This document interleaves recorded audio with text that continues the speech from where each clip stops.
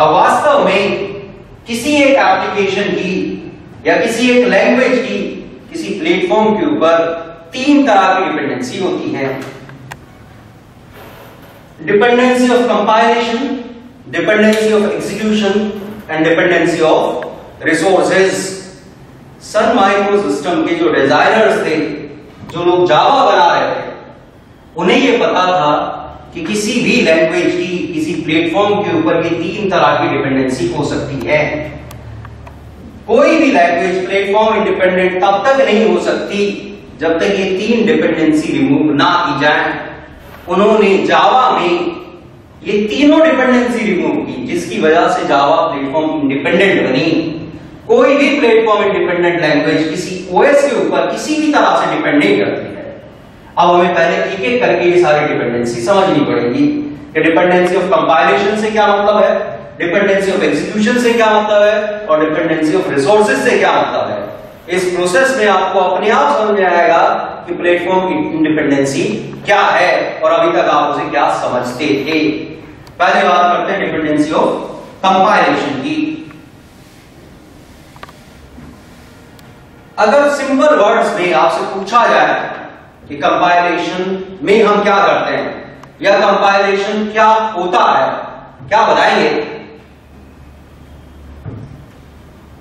Source code को machine code में change करते हैं। मैंने कहा था सिंपल वर्ड्स में बात करते हैं। कंपाइलेशन एक ट्रांसलेशन प्रोसेस है, जैसा अभी आपने बताया कि उसमें हम सोर्स कोड को मशीन कोड में चेंज करते हैं। जरूरी नहीं कि मशीन कोड में चेंज किया जाए, किसी भी चीज में चेंज किया जा सकता है। मींस वो एक ट्रांसलेशन है जिसमें एक इंस्ट्रक्शन सेट को दूसरे इंस्ट्रक्शन सेट में कन्वर्ट किया जाता है। अब ट्रांसलेशन के लिए कम से कम कितनी चीजें चाहिए? नहीं समझ में आ रहा क्वेश्चन? एक दूसरे एग्जांपल से समझते हैं। मान के चलते हैं मेरे पास एक हिंदी में लेटर है, मैंने आपको दिया और कहा ट्रांसलेट करो, कर दोगे? कुछ लोग कर देंगे। किसमें करेंगे? मैंने भी बताया किसमें ट्रांसलेट करना है। अगर मैं कहूं कि लेटर इंग्लिश में ट्रांसलेट करना है तो आप कर सकते हैं। मैंने सिर्फ क्या कहा था, मेरे पास हिंदी में एक लेटर है, इसे ट्रांसलेट करना है। ये नहीं बताया था किसमें करना है। अब इस एग्जांपल से आपको ये पता चलता है कि ट्रांसलेशन के लिए हमें कम से कम ये पता होना चाहिए किसे ट्रांसलेट करना है और किसमें ट्रांसलेट करना है।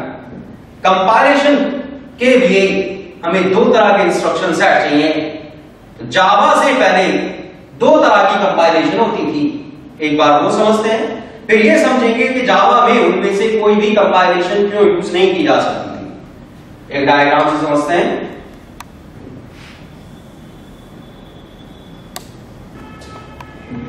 यहां पर हम मान के चल रहे हैं हमारे पास कोई लैंग्वेज है। अब लैंग्वेज का नाम हमारे लिए इंपॉर्टेंट नहीं है, वो सी भी हो सकती है, वो C++ भी हो सकती है, XYZ कुछ भी हो सकती है। लैंग्वेज से हमारे पास सोर्स इंस्ट्रक्शन सेट आ जाता है। अगर हमारे पास कोई लैंग्वेज है, इसका मतलब उसमें कुछ इंस्ट्रक्शंस हैं जिन्हें हम ट्रांसलेट कर सकते हैं। अब सवाल आता है ट्रांसलेट किसमें करें। अब ये मैंने आपको बताया था ट्रांसलेशन के लिए कम से कम दो तरह के इंस्ट्रक्शन सेट चाहिए। आप सब लोगों ने एक सब्जेक्ट पढ़ा होगा, कंप्यूटर ऑर्गेनाइजेशन पढ़ा है।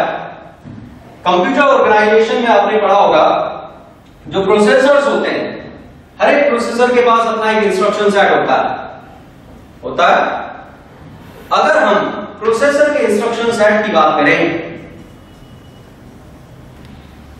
तो हम एक तरह की कंपाइलेशन कर सकते हैं। यहां पर मैंने लिखा है कि जो भी लैंग्वेज की इंस्ट्रक्शंस हैं उन्हें हम प्रोसेसर की इंस्ट्रक्शंस में ट्रांसलेट कर सकते हैं।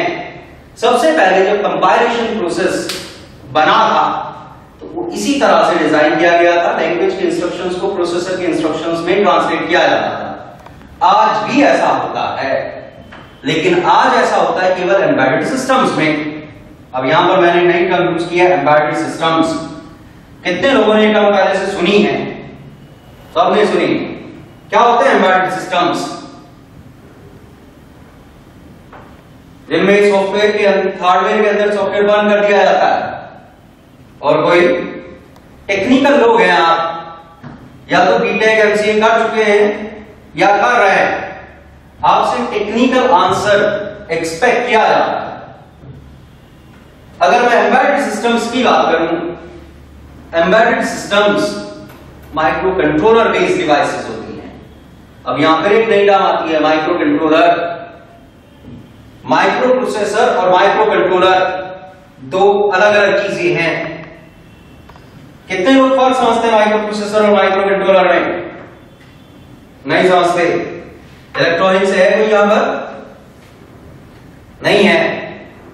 सीएसआईटी वाले लोगों को नॉर्मली माइक्रो प्रोसेसर पढ़ाया जाता है। इलेक्ट्रॉनिक्स वाले लोगों को माइक्रो प्रोसेसर के साथ साथ माइक्रो कंट्रोलर भी पढ़ाया जाता है। फर्क समझते हैं। जब हम माइक्रो प्रोसेसर की बात करते हैं, माइक्रो प्रोसेसर का मतलब है एक चिप जिसमें एएलयू होता है, कंट्रोल यूनिट होती है, कुछ रजिस्टर्स होते हैं, उसमें रैम नहीं होती, उसमें रोम नहीं होती। इनपुट आउटपुट डिवाइस अलग से इंटरफेस करनी पड़ती है। जो भी हमारे पास कंप्यूटर, लैपटॉप, टैबलेट आप देखते हैं, ये सब माइक्रो प्रोसेसर बेस्ड डिवाइस है। आप लोगों ने कभी किसी कंप्यूटर को, कैबिनेट को ओपन करके देखा होगा, मदरबोर्ड होता है उसमें। मदरबोर्ड में एक स्लॉट होता है प्रोसेसर का, रैम के लिए अलग स्लॉट होता है, रोम उसमें अलग से लगी होती है, इनपुट आउटपुट डिवाइसेस के लिए बस अलग होती है। ये है माइक्रो प्रोसेसर। जब माइक्रो कंट्रोलर की बात करते हैं, माइक्रो कंट्रोलर का मतलब है एक चिप, उस चिप के अंदर माइक्रो प्रोसेसर भी है, उसके अंदर इनबिल्ट रैम भी है, उसके अंदर इनबिल्ट रोम भी है, और उसकी पिन से डायरेक्ट हम इनपुट आउटपुट डिवाइस को इंटरफेस कर सकते हैं। तो एम्बेडेड सिस्टम्स जो होते हैं वो माइक्रो कंट्रोलर बेस्ड डिवाइस होते हैं, जिन्हें किसी स्पेसिफिक पर्पज के लिए बनाया जाता है। आजकल जो भी आप घरों में डिवाइसेस देखते हैं, आपका टीवी में माइक्रो कंट्रोलर लगा हुआ है, ओवन में माइक्रो कंट्रोलर लगा हुआ है, वॉशिंग मशीन में माइक्रो कंट्रोलर लगा हुआ है, कार में माइक्रो कंट्रोलर लगा हुआ है, बाइक में माइक्रो कंट्रोलर लगा हुआ है, हर एक डिवाइस में माइक्रो कंट्रोलर लगा हुआ है। अगर मैं ऑटोमेटिक वॉशिंग मशीन की बात करूं, उसमें एक माइक्रो कंट्रोलर है जिसे प्रोग्राम किया गया स्पेसिफिक टास्क के लिए।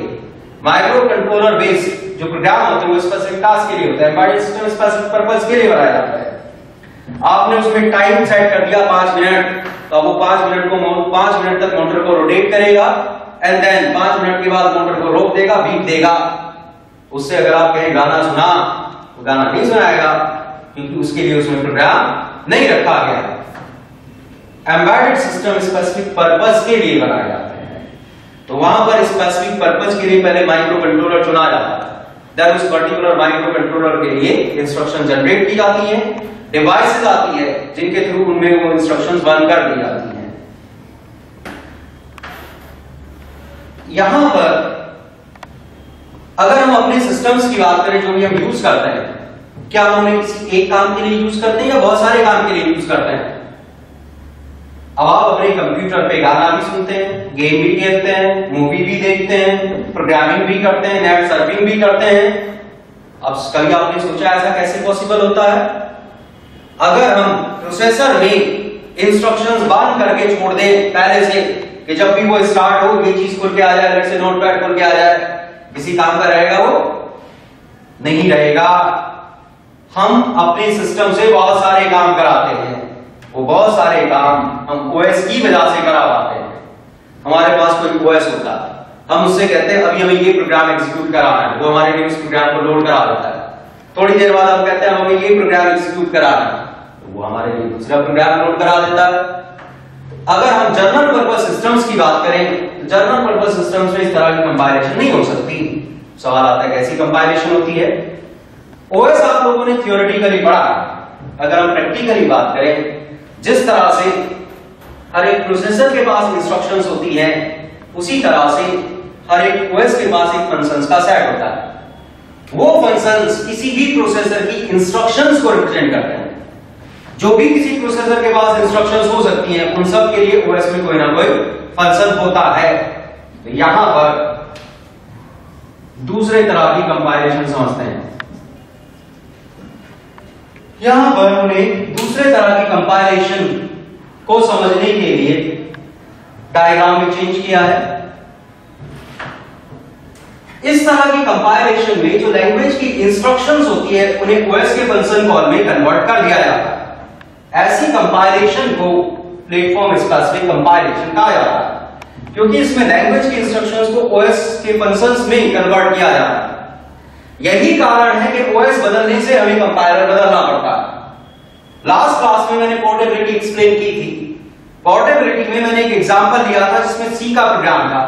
उस प्रोग्राम को अगर मुझे डोस पे एग्जीक्यूट कराना था तो डोस स्पेसिफिक कंपाइलर की जरूरत थी। लाइनक्स में एग्जीक्यूट कराना था तो लाइनक्स स्पेसिफिक कंपाइलर की जरूरत थी। विंडोज में एग्जीक्यूट कराना था तो विंडोज स्पेसिफिक कंपाइलर की जरूरत थी। अब आपको समझ में आएगा ओएस बदलने से कंपाइलर हम क्यों बदलते हैं, क्योंकि वास्तव में वो कंपाइलर लैंग्वेज की इंस्ट्रक्शंस को उस पर्टिकुलर ओएस के फंक्शन में कन्वर्ट करता है।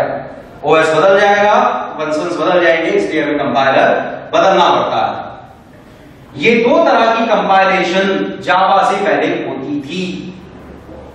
सन माइक्रोसिस्टम के डिजाइनर्स को पता था कि उनमें से कोई भी वो यूज नहीं कर सकते थे जावा में।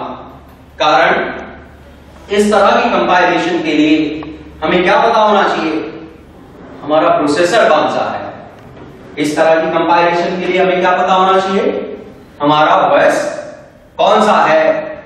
क्या क्लाइंट साइड प्रोग्रामिंग में जो जावा ने इंट्रोड्यूस की थी, हमें इन दोनों में से कोई भी बात पता थी? हमें तो क्लाइंट ही नहीं पता था। जब क्लाइंट नहीं पता होगा तो उसका प्रोसेसर कौन सा है बिल्कुल भी नहीं पता होगा, उसका आर्किटेक्चर क्या है वो भी नहीं पता होगा। नई चीज की जरूरत तब पड़ती है जब एग्जिस्टिंग चीज से काम ना चले। सन माइक्रोसिस्टम के डिजाइनर्स को समझ आया कि वो इनमें से कुछ भी नहीं कर सकते हैं, उन्हें अपना कुछ नया करना पड़ेगा।